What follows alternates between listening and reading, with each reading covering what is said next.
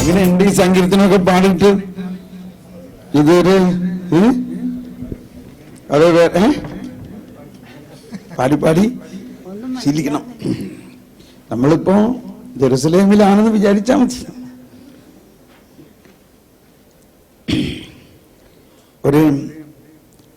ഒരു പുതിയ ഒരു രീതിയാണെന്ന് തോന്നുന്നുണ്ടോ?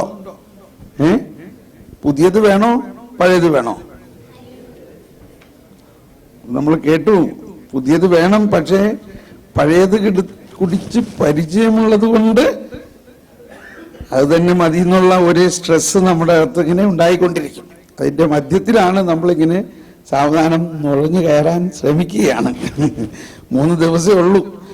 ഇത് സാധാരണ 9 ദിവസത്തെ ധ്യാനമാണ്. നിങ്ങൾ എല്ലാ ദിവസവും ധ്യാനിക്കുന്നവരാണല്ലോ അല്ലേ? എല്ലാ ദിവസവും ധ്യാനിക്കുന്നവരായതിന്റെ പേരിൽ ഞാനൊന്ന് പരിശ്രമിച്ച് നോക്കാം. അപ്പൊ ഇവിടെ നമ്മൾ കേട്ടത് 57-ാം സങ്കീർത്തനം ഒരു പ്രത്യേക സങ്കീർത്തനമാണ്. എല്ലാ സങ്കീർത്തനത്തിനും അതിൻ്റെതായ പ്രത്യേകതകളുണ്ട്. ഈശോയുടെ ആ വരവിനെ കുറിച്ചുള്ള വലിയ രഹസ്യങ്ങളാണ് ഇതിൽ പറയുന്നത്. അതിൽ ആദ്യം ഇപ്പൊ നമ്മൾ പാടി കേട്ടത് കൃപ എന്നതാണ് ഇപ്പൊ മനസ്സിൽ വരുന്നൊരു ആശയം അല്ലേ? എന്നോട് കൃപയുണ്ടാകണമേ ദൈവമേ, എന്നോട് കൃപ തോന്നണമേ. അപ്പോ എന്താണ് ഈ കൃപ? നമ്മൾ ഒരുപാട് കേട്ട് പരിചയമുള്ള ഒരു വാക്കാണ് കൃപ. കുർബാനയിൽ കർത്താവേ ഞങ്ങളുടെ പേർ കൃപയായിരിക്കണേ, കൊന്ത ചെല്ലുമ്പോഴും കൃപ നിറഞ്ഞവളെ നിനക്ക് സ്തുതി, കർത്താവിൻ കൃപയും എല്ലാം പാടി കേട്ടിട്ടുള്ളതാണ്. എന്താണ് കൃപ?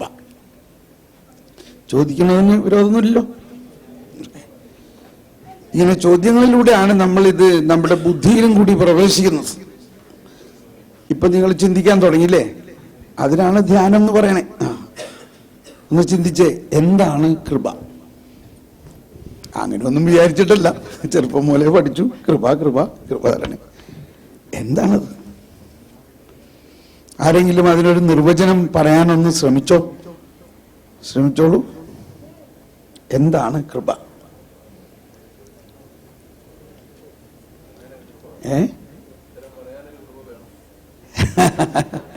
അങ്ങനെയൊന്നും വിഷമിക്കണ്ട. നമ്മുടെ അയോഗ്യതകൾക്കപ്പുറം ദൈവം തരുന്ന ഒരു അനുഗ്രഹം. എന്താണ് അനുഗ്രഹം? എന്താണത്? ഒരു ഉത്തരമാണ് യേശു ക്രിസ്തു. നീ എല്ലാവർക്കും ഉത്തരം പറയാം, പറയും. ഇവിടെ ഉത്തരം മുഴുവനായിട്ടില്ല. എന്താണ് കൃപ?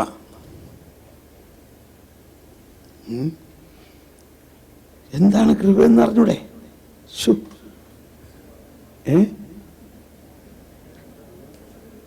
എന്താണ് കൃപ? ചിലവര് വിചാരിക്കുന്നത് ഇത് വലിയ വലിയ ആൾക്കാർ പറയട്ടെ എന്ന് ഉദ്ദേശിച്ചിരിക്കുകയാണ്. വലിയ വലിയ ആൾക്കാർ പറയാണ്, ഒരുത്തരം വരുന്നു, പരിശുദ്ധാത്മാവിന്റെ അഭിഷേകം. അതിൽ കാര്യമുണ്ട്, പക്ഷെ പൂർണ്ണമായൊരു നിർവചനം ഇനിയും ആയിട്ടില്ല. യെസ്, അവിടെ ആരോ പറയാൻ പറ്റും? എന്താ?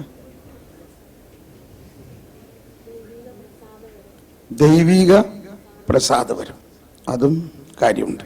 എന്താണ് അതിൻ്റെ അകത്ത് സംഭവിക്കണേ?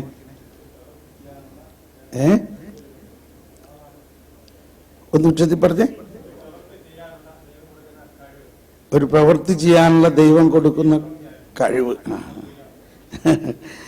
അത്രയും പോരാ, കുറച്ചും കൂടി. അവിടെ ചേച്ചി എന്താ പറയാ മോനെ? ശാന്തമാകുക. മനുഷ്യന് അസാധ്യമായത് സാധ്യമാക്കുന്ന ദൈവത്തിന്റെ ശക്തിയാണ്. നമ്മൾ സാവധാനം ഡെവലപ്പായി വരുന്നുണ്ട്. എന്താണത്? ശരിയാണ്, മനുഷ്യന് അസാധ്യമായത് സാധ്യമാക്കുന്ന ദൈവത്തിന്റെ ശക്തിയാണ്. അതെന്താണത്? എങ്ങനെയാണ് പ്രവർത്തിക്കുന്നത്? ഇതിനൊക്കെ നിർവചനങ്ങൾ തന്നെയുണ്ട്. നമ്മുടെ മതബോധനത്തിലും ബൈബിളിലും എല്ലാം നിർവചനങ്ങളുണ്ട് ഇതിൻ്റെ. അപ്പൊ ഏകദേശം അടുത്തൊക്കെ എത്തിയിട്ടുണ്ട്. ഒന്നും കൂടി പരിശ്രമിക്കണം. അതേ സമയം കളയാണ്ട് ഞാൻ പറയണോ?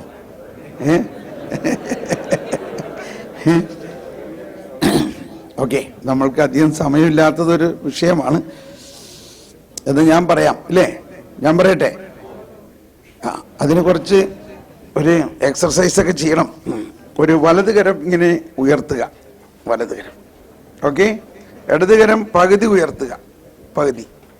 വലതുകരം ദൈവിക ജീവനും ഇടതുകരം മാനുഷികതയുമാണ്.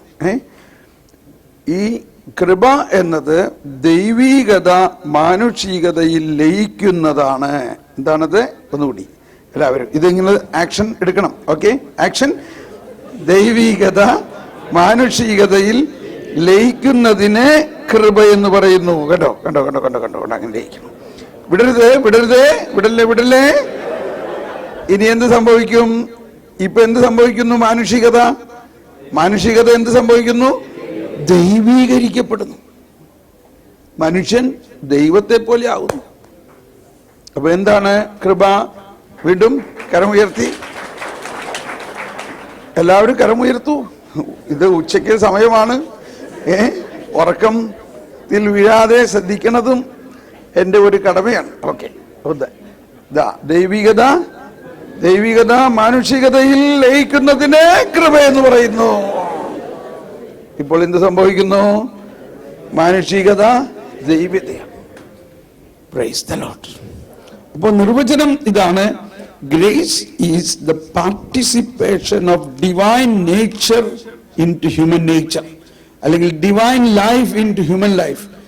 ദൈവിക ജീവൻ മാനുഷികതയിൽ അല്ലെങ്കിൽ മാനുഷിക ജീവനിൽ ലയിച്ച് മാനുഷികതയെ ദൈവമാക്കുന്നു. അങ്ങനെയാണ് നമ്മൾ ദൈവമക്കളായിരിക്കുന്നത്. ആദത്തിന്റെ മക്കളായിരുന്നു നമ്മൾ. ഇപ്പോൾ ആരുടെ മക്കളാണ്? ദൈവമക്കളാണ്. ആദത്തിന്റെ ആ സ്വഭാവമെല്ലാം മാറിയെന്നാണ് വെപ്പ്. അപ്പൊ എന്തുകൊണ്ടാണ് ഇപ്പോഴും അത് പൂർണ്ണമായിട്ട് മാറിയിട്ടില്ലെങ്കിൽ മാറാത്തതിന്റെ കാരണം എന്താ? ഇപ്പൊ മനസ്സിലായില്ലേ? കൃപ എന്നുള്ളതിന്റെ വാക്കിന്റെ അർത്ഥം തന്നെ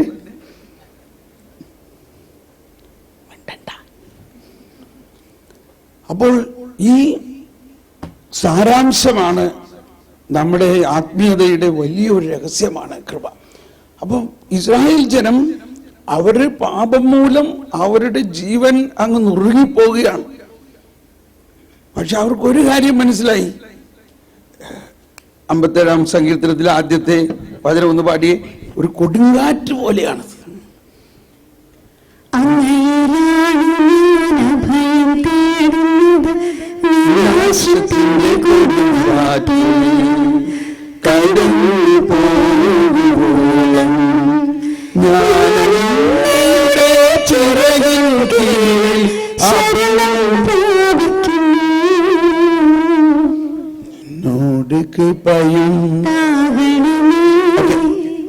എന്താണ് ഈ വിനാശത്തിന്റെ കൊടുങ്കാറ്റ്? കൊടുങ്കാറ്റ് എന്ന് പറയുന്നതിന് ഒരു നല്ല കാര്യമുണ്ട്. എന്താണ് നല്ല കാര്യം? കൊടുങ്കാറ്റ് എന്നുള്ളതിന്റെ ഒരു നല്ല കാര്യം, അത് പെട്ടെന്ന് പോകും, പെട്ടെന്ന് പോകും. അതിങ്ങനെ നിലനിൽക്കില്ല, ഇല്ലേ? നിലനിൽക്കില്ല കൊടുങ്കാറ്റ് എന്ന് പറഞ്ഞാൽ. അപ്പോ പാപം നൈമിഷികമാണ്. പാപത്തിന് നിലനിൽപ്പില്ല, പാപത്തിന്റെ ശക്തിക്കും നിലനിൽപ്പില്ല. പക്ഷേ അതൊരു കൊടുങ്കാറ്റ് പോലെ നമ്മളെ കുലുക്കും. എന്നാൽ ഒന്ന് മനസ്സിലാക്കണം, കൊടുങ്കാറ്റ് പോകും, അത് നിലനിൽക്കില്ല.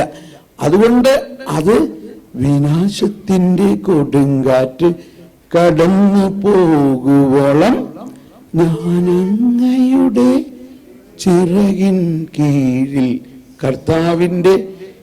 കർത്താവിൽ ശരണപ്പെടുക. ഇനിയാണ്. അപ്പൊ ഇതേ അവർക്ക് ചെയ്യാനുള്ളൂ. പക്ഷെ അവർക്കൊരു പ്രതീക്ഷയുണ്ട്. പരിശുദ്ധാത്മാവ് പ്രവാചകരിലൂടെയും സങ്കീർത്തനങ്ങളിലൂടെയും എല്ലാം നൽകുന്നത് ഒരു രക്ഷകൻ വരും എന്ന ഒരു പ്രതീക്ഷയുണ്ട്. അപ്പൊ ഈ നമ്മളെ സംബന്ധിച്ച് രക്ഷകൻ വന്നു കഴിഞ്ഞിരിക്കുന്ന കാലഘട്ടത്തിൽ നമ്മളെ സംബന്ധിച്ച് ഭയങ്കര ആശ്വാസമാണ്. എന്നാൽ ഈ രക്ഷകൻ വരുന്നതിന് മുൻപുണ്ടായിരുന്ന കാലഘട്ടത്തിൽ ജീവിച്ചവരെ കുറിച്ച് ഒന്ന് ആലോചിച്ച് നോക്കി.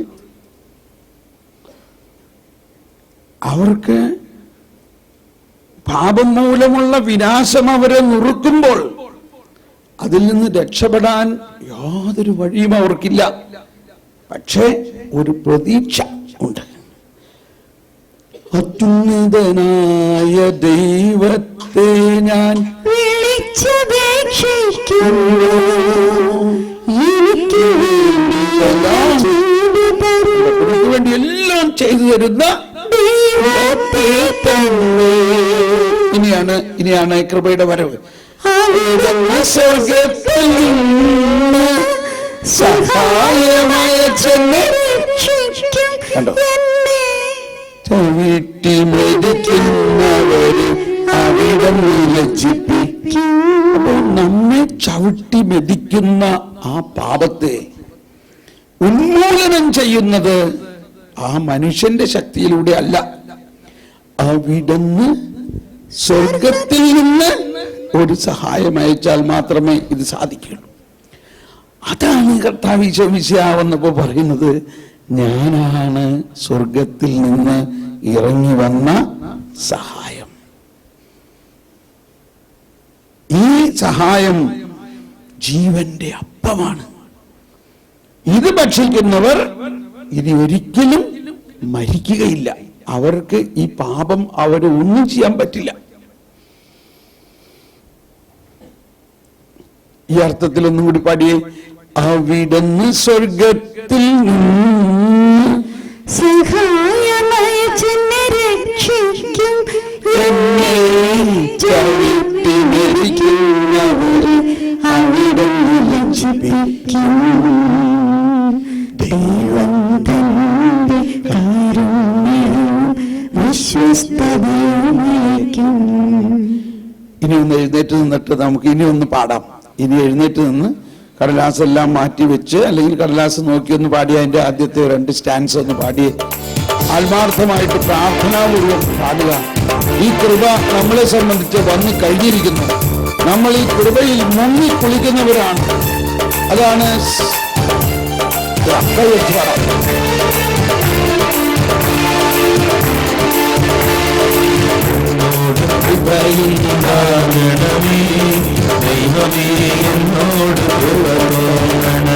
ശബ്ദമുയർന്നേ.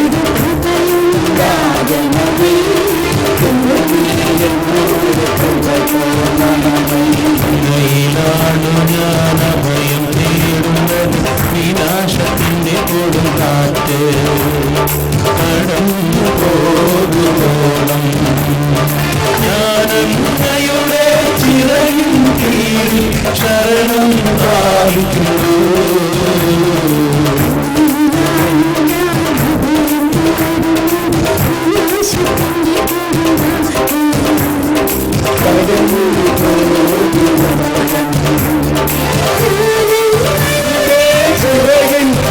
അതിനെ തുറക്കൂ, ഏറ്റു പാടൂ.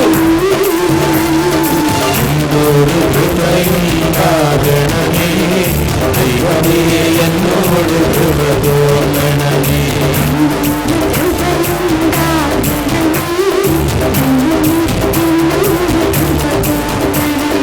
അത്യുന്നതനായ ദൈവത്തെ ഞാൻ വിളിച്ചപേക്ഷിക്കുന്നു.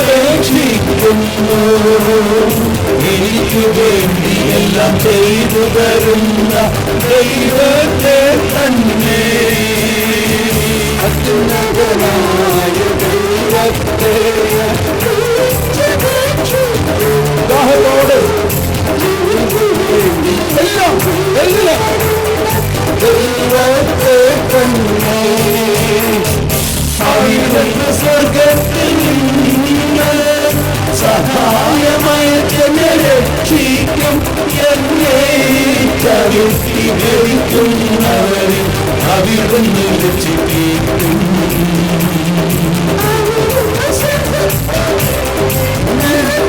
സഹായമായ എന്നെ രക്ഷിക്കും. ചവിട്ടി ഭരിക്കുന്നവരെ അവിടുന്ന് രക്ഷിക്കും. ദൈവം തന്റെ വിശ്വസ്തതയുമായ കാരുണ്യം, കരുണ, വിശ്വസ്തതയുമായ എന്നോട് ഹൃദയോടെ ദൈവമേ എന്നോട് കൃപ തോന്നണമേ.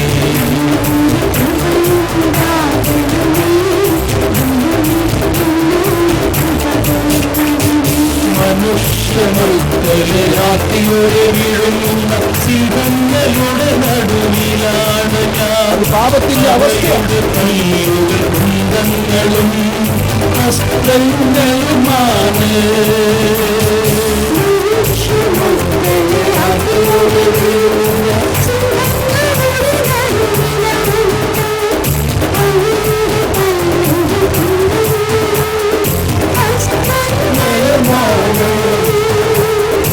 അവയുടെ നാവുകൾ മൂർച്ചയുള്ള വാളുകൾ. ദൈവമേ ആകാശത്തിനുമേൽ ഉയർന്നു നിൽക്കണമേ. അവരുടെ മഹത്വ ഭൂമിയെ എന്നും നിറയട്ടെ.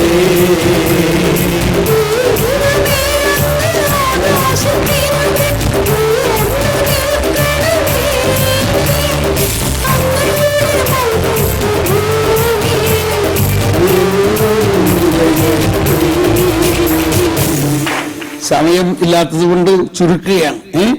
ഇനി വേറൊരു ചെറിയ പാട്ട്, അല്ലെങ്കിൽ ഒരു റേസർ എന്ന് പറയും. റേസർ എന്ന് പറഞ്ഞാൽ ഉയർപ്പിക്കുന്നത്. ഉറങ്ങുന്ന നേരത്തൊക്കെ ഞാനിത് പാടും. ആരുറങ്ങുമ്പോൾ നിങ്ങൾക്ക് ഉറക്കം വരാനുള്ള ചാൻസ് ഉള്ളപ്പോൾ അതിങ്ങനെയാണ്. ജയ് ബോലോ ജയ് ബോലോ യേശു മസീഹാ കി ജയ് ബോലോ. ആടി പാടണം. ഒരു കരം ഇങ്ങനെ ഉയർത്തിക്കൊണ്ട് ജയ് ബോലോ യേശു മസീഹാ കി ജയ് ബോലോ. come on. Jai ബോലോ Yeshu മസീഹാ Ki Jai ബോലോ. come on. ജയ് ബോലോ യേശു മസീഹാ കി ജയ്. അടുത്തത് കൈയടിച്ച് പാടാം. ജയ് ബോലോ യേശു മസീഹാ കി ജയ് ബോലോ. ജയ് ബോലോ യേശു.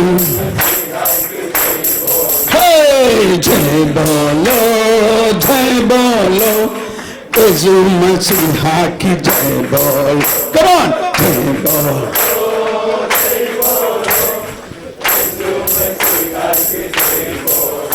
ഓക്കെ.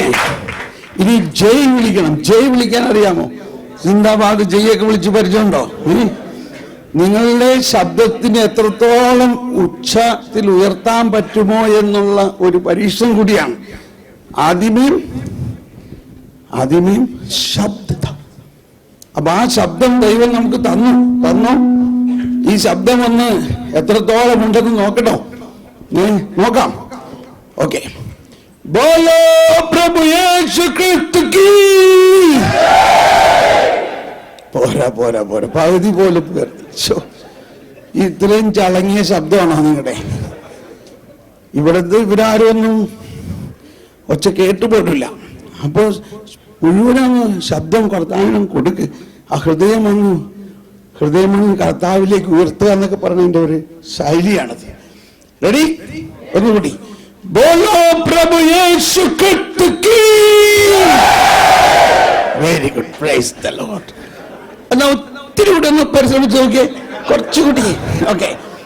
ബോലോ പ്രഭു യേശു ക്രിസ്തു കീ. Very good. हमारे मुक्ति दादा की, राजेश्वर की. Praise the Lord. ഇരിക്കാം. അപ്പൊ ഇതൊക്കെയാണ് നമ്മുടെ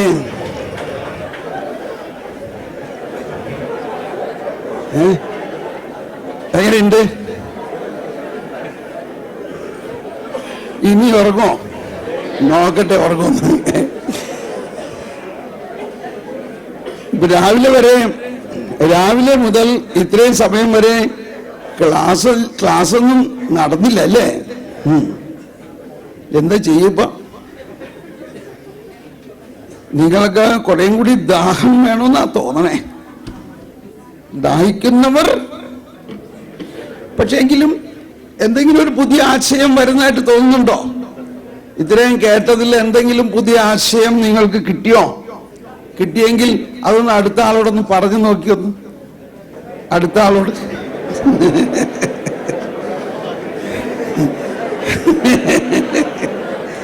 എന്താണ് ഇത്രയും സമയം കേട്ടതിൽ നിങ്ങൾക്ക് കിട്ടിയ ആശയം എന്താണെന്ന് അടുത്ത ആളോട് പറയുക. ആദാൻ പ്രധാൻ എന്ന് പറയും. പങ്കുവെക്കുക. കാര്യമായിട്ട് പറയാണ്. എന്തെങ്കിലും ഒരു ആശയം നിങ്ങളുടെ ഉള്ളിൽ പുതിയത് കിട്ടിയോ? പുതിയൊരാശയം അത് അടുത്ത ആളോട് പറയുക.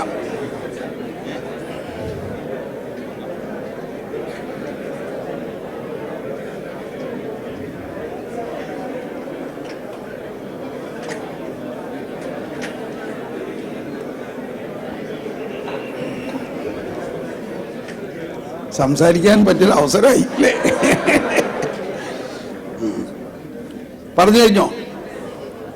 ഇനി എന്താണ് നിങ്ങൾ അടുത്ത ആളോട് പറഞ്ഞതും അടുത്ത ആള് നിങ്ങളോട് എന്താ പറഞ്ഞെന്നുള്ളത് ഇവിടെ വന്ന് ഒന്ന് രണ്ട് പേരൊന്നും പറയുക. കാര്യം സീരിയസ് ആയില്ലേ? അടുത്ത ആള് നിങ്ങളോട് എന്താ പറഞ്ഞേ? നിങ്ങൾ എന്താ അടുത്ത ആളോട് പറഞ്ഞേ? വരൂ ഇവിടെ വന്ന്. ഇതിനാണ് സ്വകാര്യ മുറിയിൽ കേട്ടത് പുരമുകളിൽ പ്രഘോഷിക്കാന്ന് പറഞ്ഞത്. സ്വകാര്യമായിട്ട് നിങ്ങൾ അവിടെ പറഞ്ഞത് ഇനി എന്ത് ചെയ്യണം? അത് പുരമുകളിൽ പ്രഘോഷിക്കുമ്പോഴാണ് അതെല്ലാവരും അറിയുന്നത്. നിങ്ങളുടെ ഹൃദയത്തിന്റെ സ്വകാര്യ മുറിയിൽ നിങ്ങൾ കേട്ടത് നിങ്ങൾ അടുത്തിരിക്കുന്ന ആളോട് പറഞ്ഞു. അടുത്തിരിക്കുന്ന ആള് നിങ്ങളോട് പറഞ്ഞത് കേട്ടു. 2 സെന്റൻസ് പറയാൻ പറ്റും. ഒരുപാടൊന്നും പറയരുത്. 2 സെന്റൻസോ 2 3 സെന്റൻസ്. നിങ്ങൾ എന്ത് അങ്ങോട്ട് പറഞ്ഞു, അവരിൽ നിന്ന് എന്ത് കേട്ടു. വരുവിൻ, പെട്ടെന്ന് വരൂ. കാര്യമായിട്ട് പറയാ. യെസ്, വരുന്നു. ഒന്ന് കൈയടിച്ച് എല്ലാവരും അദ്ദേഹത്തിന്.